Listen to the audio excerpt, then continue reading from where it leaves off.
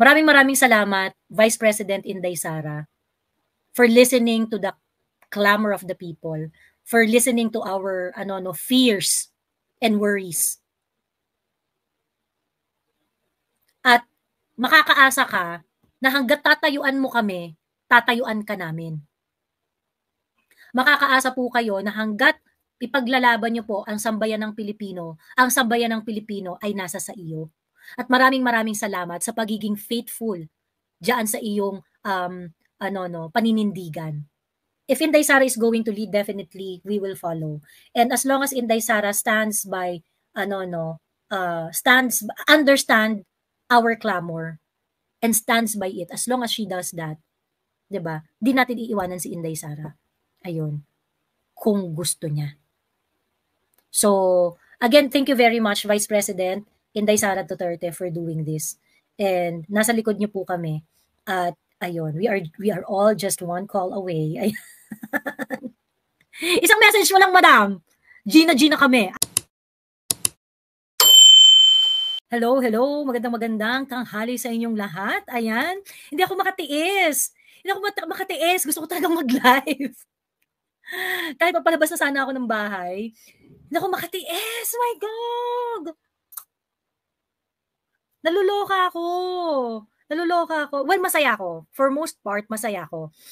I'm very excited because Inday Sara released a statement today. Sa mga hindi pa nakakabasa noong statement ni Inday Sara, babasahin ko sa inyo. Ayan. Kung hindi nyo pa nababasa or hindi nyo pa narinig or nakita yung statement ni Inday, let us read it together and and then I'll share my thoughts about it. Ayan. So, 2 hours ago, nag-post ang page ni Inday Sara, ni Vice President Inday Sara, ng statement. At ang laman ng statement ay ito. Sabi niya, mensahe para sa aking mga kapatid na Muslim.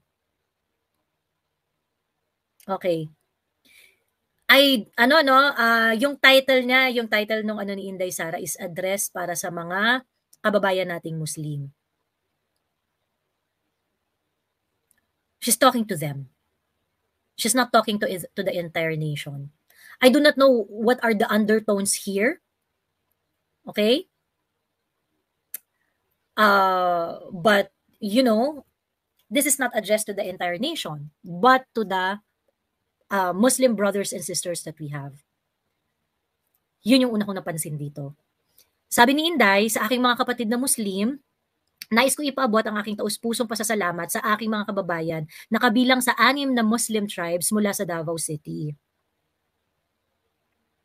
Maraming salamat sa aking mga kapatid na Iranon, Kagan, Maguindanao, Maranao, Sama at Tausug para sa walang takot na pagpapahayag ng suporta at kagustuhang tumulong para sa kaligtasan ko at kaligtasan ng aking pamilya. Walay pulong nga makahulagway sa akong pagpapasalamat kaninyo. Ngunit sa puntong ito, sadyang hindi ang aking seguridad ang mahalaga, kundi ang kaligtasan ng ating bansa.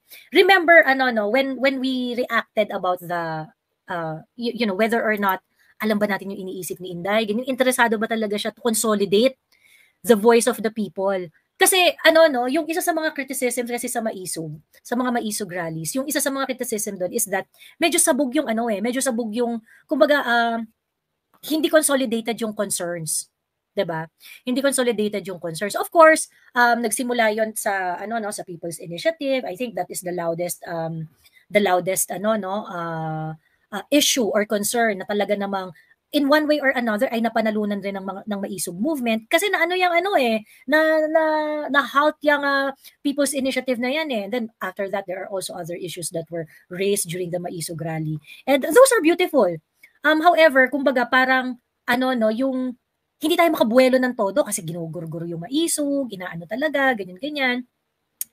And this statement of Inday Sara is very, very important because this will definitely consolidate us. Okay? This will definitely consolidate us. Ayan. So ngayon, okay, so sabi ni Inday Sara, yung pagre-react niya ngayon, okay, after all the things that we've seen, after nung nagkaroon nga ng issue sa kanyang security, in which we saw Inday Sara making a 4-page statement on Romel Marbil, di ba?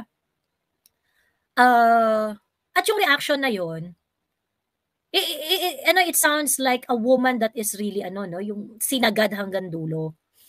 So, at that point, nang nag-react si Inday Sara tungkol sa kanyang security, at the back of my head, parang ano ba to? Itotodo ba to ni Inday? Kasi syempre, mukhang nagsalita siya dahil nagsalita siya ng bonggang-bongga kasi naiipit na yung pamilya niya. Is she going to make a step further para naman included na tayong lahat, ganyan. Included na tayong lahat. And the statement today of Inday Sara is very, very powerful. Although, there are some undertones in it that I am not ready to discuss today. Kung ano ba to, ayaw kong lagyan ng kulay or whatever. But for me, the Inday Sara that is speaking right now is the Inday Sara who understands our problem, who understands the concern of the people. This is the mark of a true leader. She recognized yung pinagpupuyatan nating i-live araw-araw, yung mga pinagpupuyatan natin na busisiin araw-araw, naiintindihan ni Inday. 'Di ba? Tuloy ko lang sabi ni Inday, ngunit sa puntong ito, sadyang hindi ang aking seguridad ang mahalaga, kundi ang kaligtasan ng ating bansa. Ang Pilipinas ay pinamumunuan dapat ng mga taong may malasakit at kakayanan para itaguyod ang malinis na pamahalaan at pag-unlad ng bayan. Subalit ang Pilipinas ngayon ay pinamumunuan ng mga taong walang katapatan sa trabahong sinumpaan. See? 'Di ba? Nung nabasa ko talaga to, Inday! My God! My God! Yes, please! Yes, please! Tell them! Diba? Tell them! My God! Ayan, so sabi niya ng mga taong walang katapatan sa trabahong sinumpaan, kaya ang nagtanging nananaig sa atin ay takot para sa kinabukasan ng ating mga anak. Yes, ma'am! Yes, ma'am! Yes, yes, yes, yes! Ang Pilipinas bilang isang kapuluan, dinadayo ng bagyo taon-taon. May komprehensibong plano dapat at mga matatag na infrastruktura laban sa kalamidad. Subalit ang Pilipinas ngayon ay may gobyernong umamin na wala man lang tayong flood control master plan. And this is something that really concerns us, no? When a typhoon would hit it is very certain taon-taon may darating na bagyo. Diba? This administration had been talking about massive flood control projects since September 2022. Ikaw, DPWH, dami-dami yung cabinet meeting, pinag-uusapan nyo yung mga kapahan na yan. Wala kayong na-produce kahit isa. Wala kayong maipakita. Napakasisinungaling ninyo. And I'm so glad that Inday Sara is amplifying our voice. True leader who listens to the people.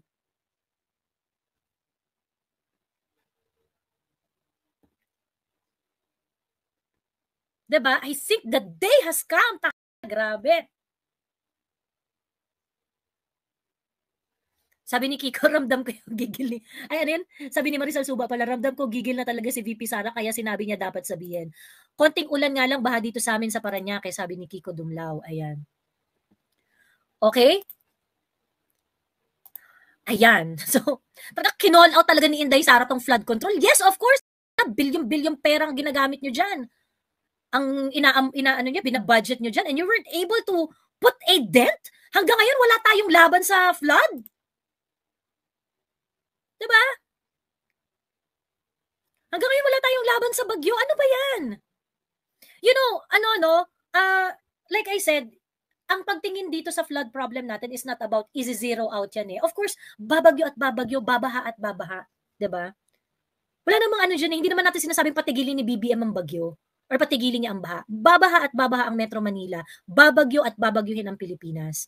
But you know what? We experience a country that can resiliently deal with the flood problem and the natural calamities. Hindi humihingi ng donation mula sa international community, nakakapag-provide ng tulong swiftly sa mga tao, handa ang lahat ng mga resources ng gobyerno upang sagipin, tulungan ang lahat ng mga nangangailangan sa oras ng kalamidad. We experienced that during the Duterte time. Okay? During nung panahon ni PRRD. And we're not going to accept anything less. The number of people, ang mortality rate ng mga natural disaster when it comes to typhoon drastically reduced during the time of PRRD. That speaks volume sa kahandaan ng Duterte administration pagdating sa kalamidad. Hindi nang hihingi ng pera, hindi nang hihingi ng pera or nanlilimo sa international community para lang may pang-ayuda sa tao. And you have this government who increased the budget on flood control 3 times as much. And yet, hindi man lang tayo binigyan ng fighting chance para sa mga kalamidad. Diba? So, thank you, Inday Sara, for pointing that out. Thank you very much. Ayan. Ang Pilipinas may healthcare system dapat na totoong mapapangalagaan ang kalusugan ng bawat Pilipino at maibsan ang mga gastusing medikal tuwing darating ang sakuna. Subalit ang Pilipinas ngayon ay may PhilHealth na imbis paigtingin ay kukunan pa ng pondo upang magamit sa mga bagay na walang kinalaman sa kalusugan ng tao. Yes! 'Di ba? Yung PhilHealth funds na ikaw, Ralph Recto,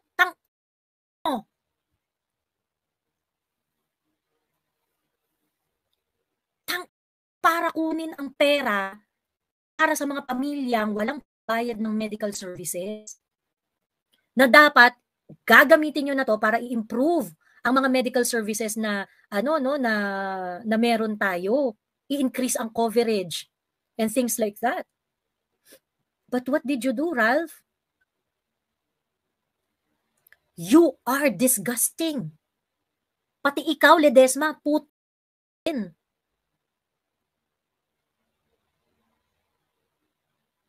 Ang kakapal ng mukha ninyo.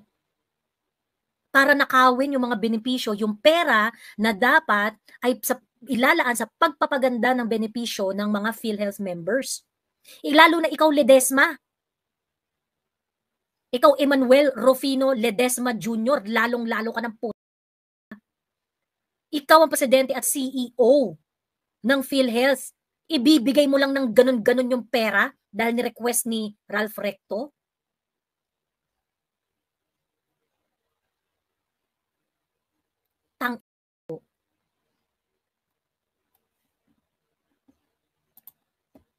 Ang Pilipinas ay may representante sa Kamara. Ang Pilipinas, may mga representante sa Kamara dapat na nakakaintindi sa totoong sanhi ng kakulangan ng police to population ratio.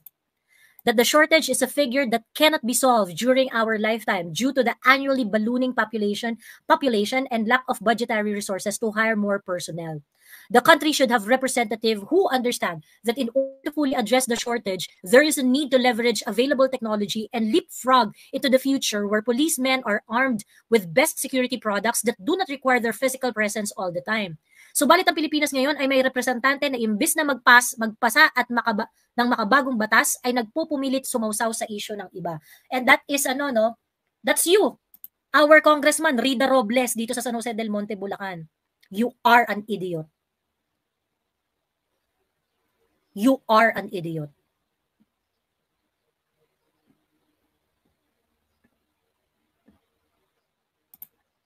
And that also goes to General Marbil, di ba? Na para sabihin mo na kailangan natin kunin ang mga security personnel, sasabihin mo na hindi ito politically motivated. Kailangan natin to kasi kulang sa tao. Hindi po kayo makaka-catch up sa number of policemen required in relation to the population that we have. Kung ganyan kayo mag-isip. Ang sinasabi ni Inday Sara dito, huwag kayong tatanga-tanga. Think outside of the box. Procure security equipment so that you can reduce the manpower required sa mga police activity na maaaring hindi mo na kailangan ng police presence doon.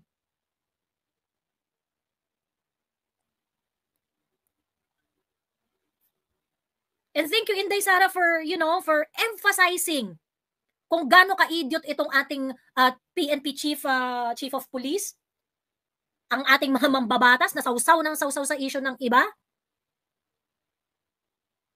Ikaw, Rida Robles, imbis na nagngangaw-ngaw ka sa security ni Inday Sara, gumawa ka ng batas kung paano i-augment ang ating security framework ng Philippine National Police vis-a-vis the number of policemen that we hire every year. Paano to makaka-catch up and how it can provide a legal framework in order to protect the ballooning population year after year. Hindi yung nakikisaw-saw ka sa issue ng iba. Huwag ka masyadong sipsip. Taga San Jose del Monte ako eh. I know Rida Robles.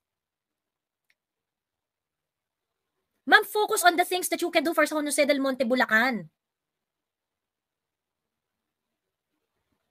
Eh dito nga sa Bulacan, kilala naman kayo na kayo eh, nandadaot kayo ng mga taong basta hindi nyo kakampi eh. Namimili ka ng public service, Rida. Pag hindi nyo kakampi, walang mahihita sa'yo. Pag hindi nyo kakampi, susungitan nyo pa. Diba? Saka ka magsalita about maturity kapag kaya mo nang manalo bilang public servant, pagkatapos, yung mga kalaban mo, ini-include mo sa iyong public service plan, ganyan. Kakaloka. Diyos me. Nagwawala na si Joe. Ako masaya lang ako, no? Masaya lang ako kasi kinonsolidate talaga ni Inday yung mga concerns natin. Pinakinggan ni Inday yung mga nirarant natin ng ilang buwan, ilang linggo, na halos 2 taon, kinonsolidate ni Inday. Nakikinig siya. Alam niya ang nangyayari. At higit sa lahat, napatunayan natin na hindi talaga magmamalo yung pagmamahal ni Inday para sa bayan. 'Di ba? Anyway, ayan. Ang Pilipinas ay may airport official dapat na nagsusumikap na maabot ang adhikaing magkaroon tayo ng world-class facility na pinapahalagahan ang seguridad at privacy ng lahat ng pasahero, lalong-lalo na pagdating sa kabataan. Subalit ang Pilipinas ngayon ay may mga opisyal ng paliparan na tikom bibig ukol sa banta ng seguridad at hindi man lang nagsasagawa ng masusing investigasyon tuwing may banta tulad ng pagsasapubliko ng video footage, flight details at iba pang masiselang impormasyon ng mga pasahero kahit pa ng mga menor de edad. Yan, that's another security issue, ano? Ang Pilipinas bilang isang malayang bansa ay tumitindig dapat laban sa panghihimasok ng mga dayuhan sa ating mga domestic affairs.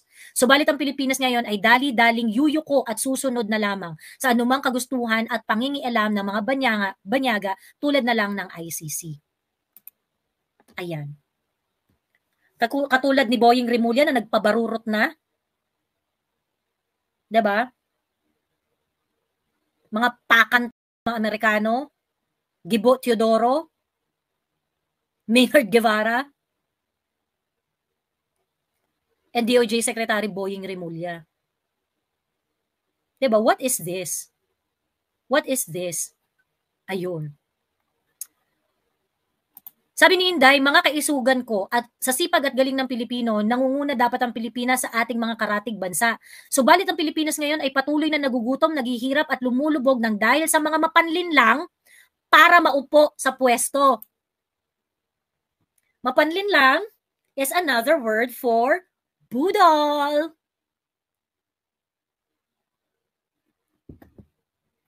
Diba? Galit na si Inday. Diba? Ang puso mo, Jud. Galit talaga ako. Galit talaga ako, puta. Diba? Itong mga pakan ng mga Amerikano. Diba? Binababoy niya yung bansa namin, mga puta. Eh, yung paulit-ulit na statement na, sabi ko nga, nagpakan sila sa mga Amerikano, nung nagsa-start pa lang silang magsabi na, if they're going to investigate, we're not going to stop them, but we are not going to cooperate. Sinabi nila ito nung I think it was in November 2023, around that time, October-November 2023. When they said that, alam ko na kasi pag sinabi mong pwede silang pumunta dito, pero hindi ka makikikooperate, nakikikooperate na kayo, mga puto. Diba? Nagpapakan kayo. Yun nga yung, diba, yan nga yung, kaya nga na-coin namin yung term ni Sas na ulo-ulo lang diba? Diba? Yung ulo-ulo lang. Pagka kayong mag-jowa, nagme-make out kayo, tapos sasabihin ng jowa mo, huwag ka mag-alala, hindi ko ipapasok. Ulo lang. Ulo-ulo lang, hindi ko ipapasok. Until nabarurot ka na ng bonggang-bongga. O, diba? Ganon. Now, the last paragraph of Inday Sara, sabi niya, no, pagod na tayong makita ang bayan na napag-iiwanan, tinatrato na parang walang halaga, hindi kaaya-aya at sunod-sunuran sa ibang lahi. We Filipinos deserve more than what we are hearing and seeing from the government right now. We Filipinos deserve better. We Filipinos should be the best. Allahu Akbar. Shukran. Sara Z. Duterte, Vice President of the Philippines, August 7, 2024. Ayan. Maraming salamat, Vice President Inday Sara, for listening to the clamor of the people, for listening to our fears and worries. At makakaasa ka na hanggat tatayuan mo kami, tatayuan ka namin. Makakaasa po kayo na hanggat ipaglalaban niyo po ang sambayan ng Pilipino, ang sambayan ng Pilipino ay nasa sa iyo. At maraming salamat sa pagiging faithful diyan sa iyong paninindigan. Ayun. Now, aside from this, meron ding mga umiikot na manifesto eh. Meron ding umiikot na mga manifesto signed by retired military men. Shinare to ni Kuyang Ibi sa kanyang page, So aside from that, there is a manifesto signed by 80 retired officials. Okay. Manifesto against corruption, particularly on flood control projects. Okay? And these were signed by 80 retired I think meron ba ditong inactive service? Yeah, retired. Mga retired military officers, men, concerned citizens, and advocates for transparency and accountability. Ayan. Ayan, mga retired. Ayan, marami sila.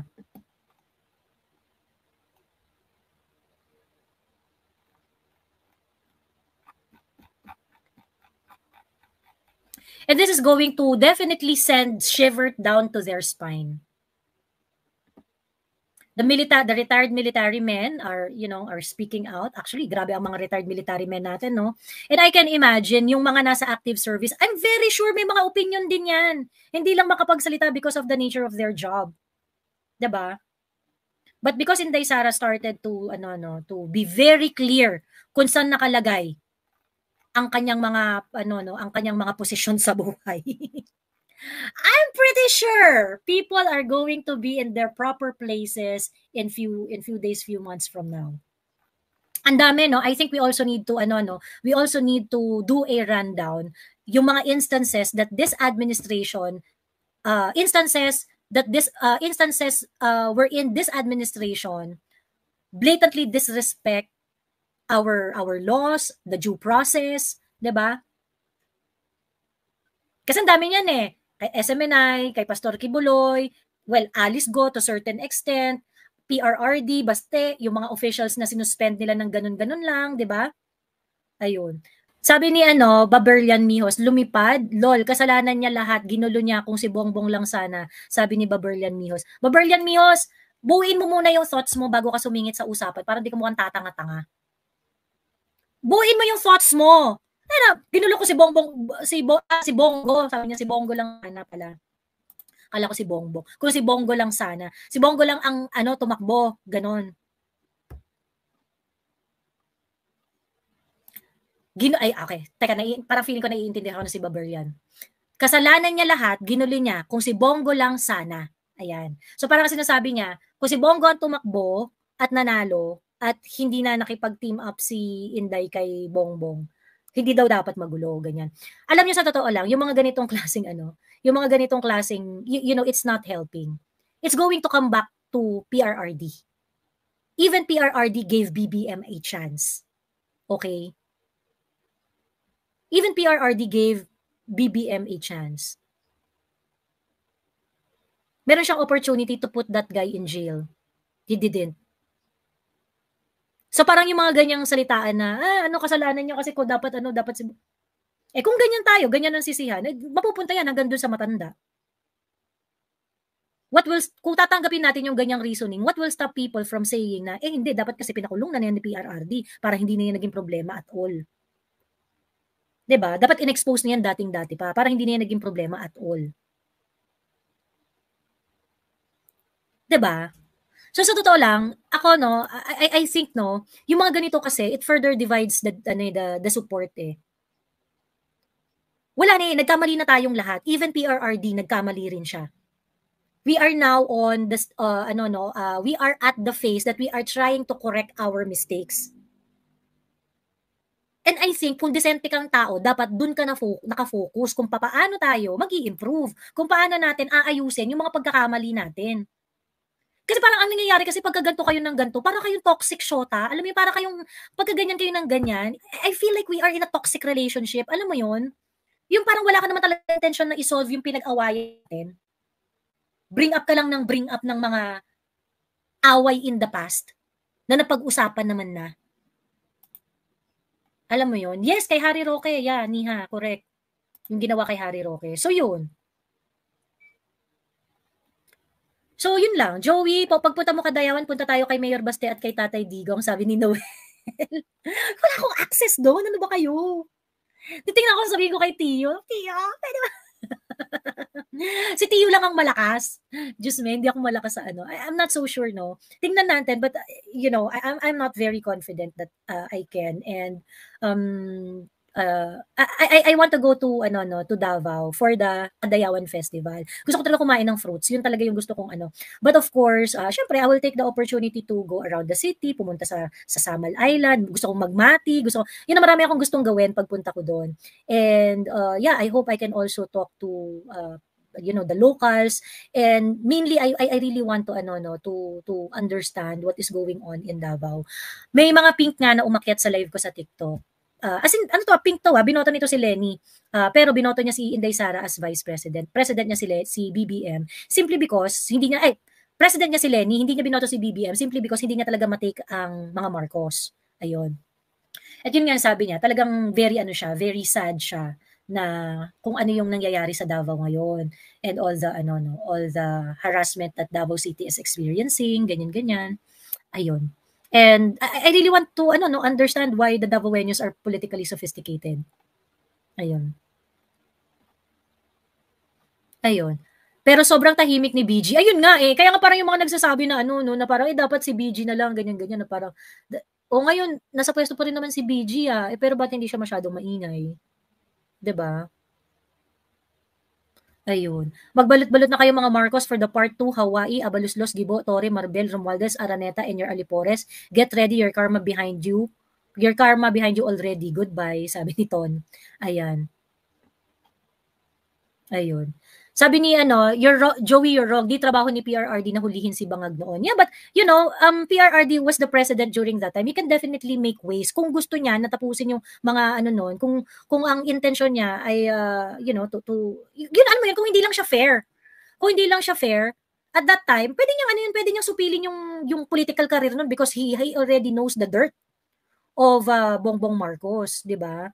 Kasi kung kunwari ang insight and inquiries kasi kung ang logic is hindi kasi ginulo ni Sara dapat si Bongbong na lang ganyan eme. Well, sa totoo lang hindi magkakaroon ng confusion had during that time na-reveal na lahat ng dapat ma-reveal kay Bongbong Marcos. Like for example, yung information na Addictus Benedictus siya. 'Di ba? At that time PRRD has it. Let's say sabihin natin na hindi niya hulihin si Bongbong. Pero he can actually arrest the political career of Bongbong. Nagets mo insight and inquiries? Hindi naman yun limited doon sa pagpapakulong lang sa kanya. But he can put halt on the political career of Bongbong Marcos.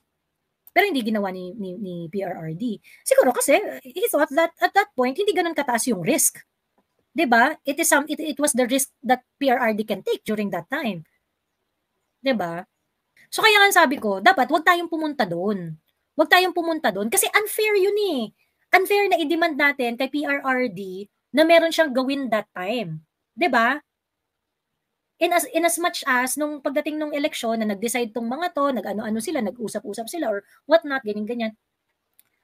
Kasi panahon naman talaga ng pagdedesisyon yung nung election yeah, it is something that they have to think about moving forward. Pero let's move on. Wag na tayong mag-ano, wag na nating anuhin 'yun. Wag na nating parang kasi dapat ganito kasi dapat ganyan 'di ba? Focus na lang tayo kung paano natin i-co-correct yung mga dapat na mas ginawa natin na mas mabuti noon. Andito na tayo 'di ba?